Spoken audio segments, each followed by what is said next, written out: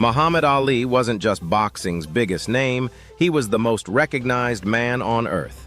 He danced in the ring like poetry, dropped giants with thunderous fists, and talked with a confidence no one had ever seen before. But just when his career was exploding, when he stood on top of the world, everything came crashing down.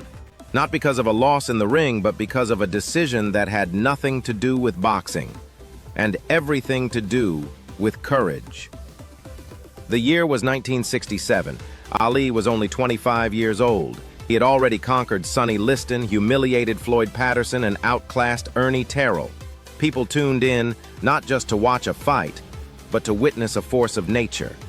But while Ali was defending his title, America was deeply involved in one of its most divisive moments: the Vietnam War. The draft was active, and young men across the nation were being pulled into a war that many didn't understand, and even more, didn't believe in. When Muhammad Ali's name came up, people expected him to accept the call.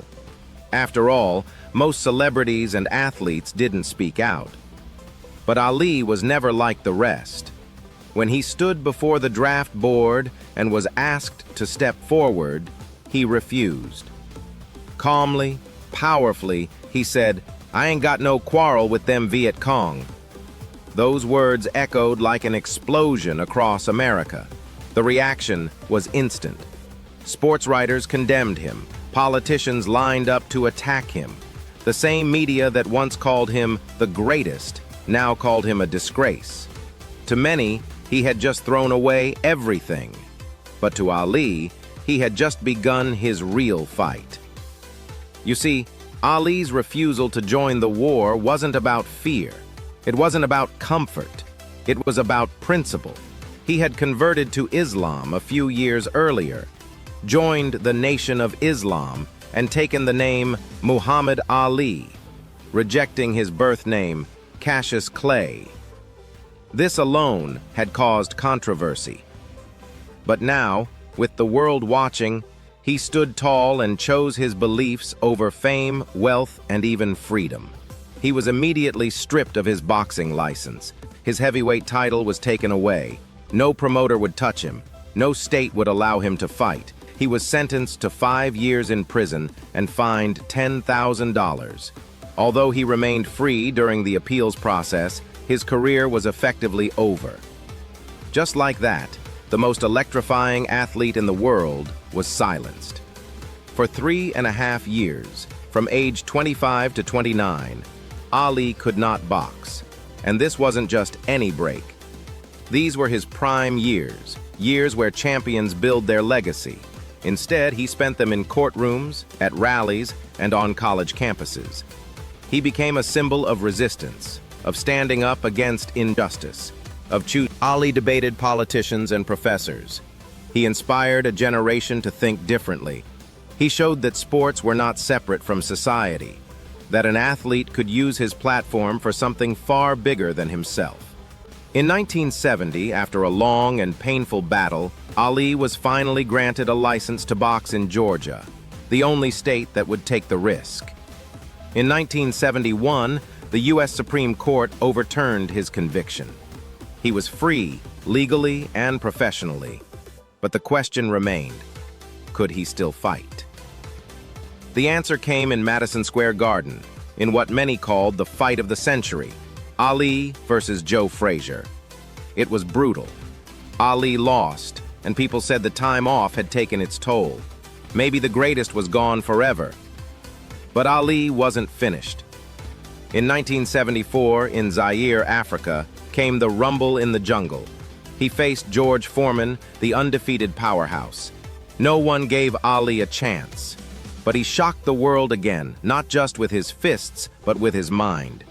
He used a tactic called the rope-a-dope, absorbing punishment until Foreman tired.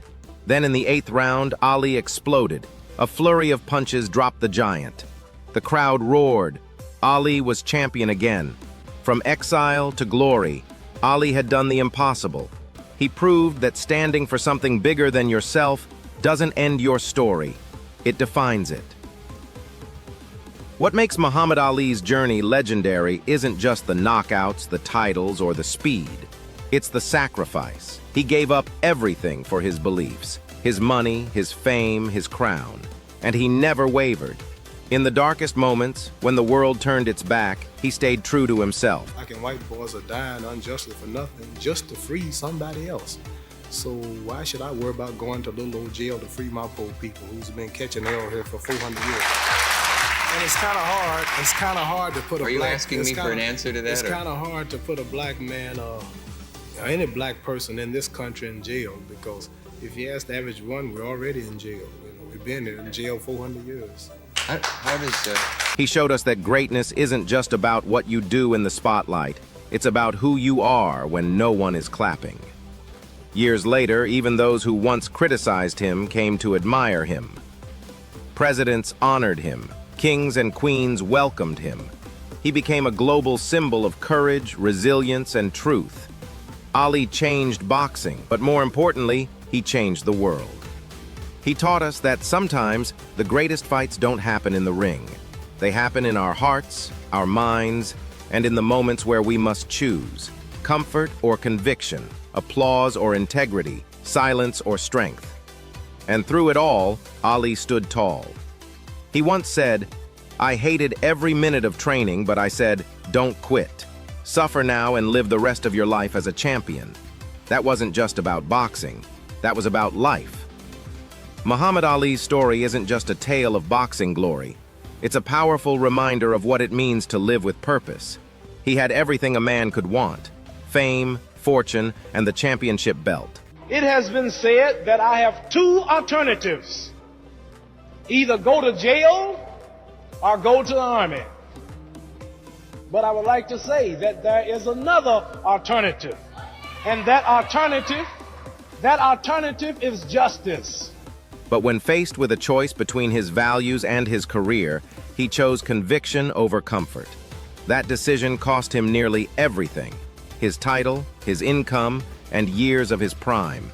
Yet in the long run, it gave him something far more powerful: eternal respect. If it made you see greatness in a new way, then don't just keep scrolling. Like this video, subscribe for more untold legends, and hit that bell icon so you never miss another moment that shaped history. Because this was more than boxing. This was Muhammad Ali, the man who lost everything and still won the world. I really care nothing about boxing. Boxing is just to introduce me to the struggle. Like when I speak, I draw people. But if I couldn't fight, I would still not be fighting. So number one comes freedom first for my people, equality, and this is what I plan to do after I'm through fighting.